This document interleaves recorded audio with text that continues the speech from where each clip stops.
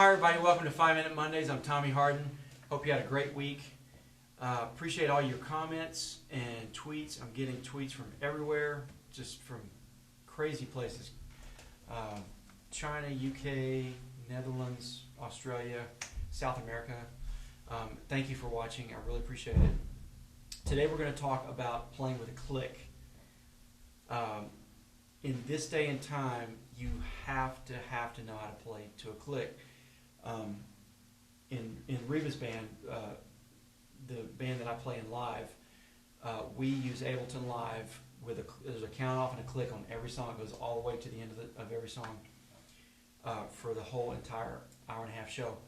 So you know, in this days of Ableton Live, Pro Tools, Logic, Cubase, all of these programs, if you're going to be doing any type of live playing or recording, you're going to need to play with a click. So I wish there were a more complicated answer of how to get to play with a click. Really the way is just to play with a click. So I mean, that's not going to be our only answer, and that's a little too simplistic, but I'm going to show you a few things that will help when playing with a click. One of the things is obviously practicing with your hands with a click. That is paramount. If you can't play with just two hands, you're not going to be able to play with the whole kit.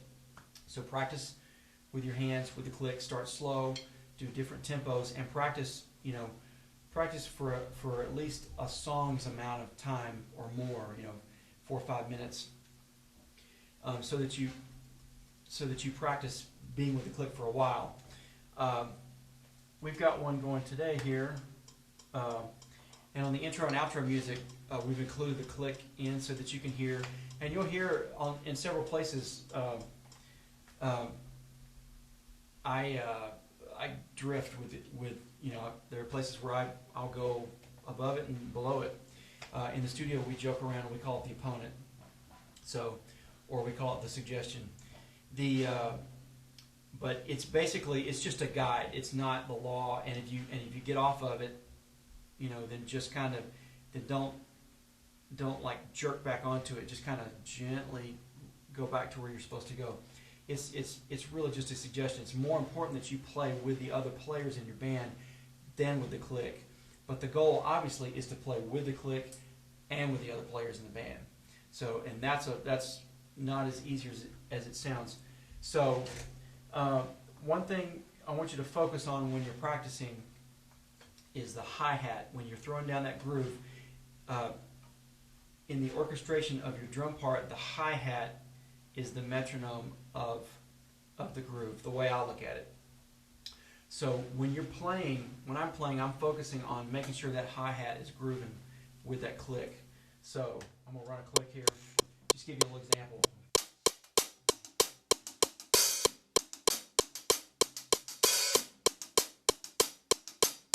And then add the drums.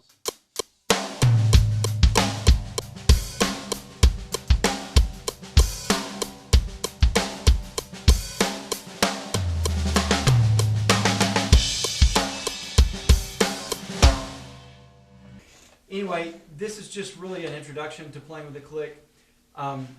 Pick a few beats that you're comfortable with.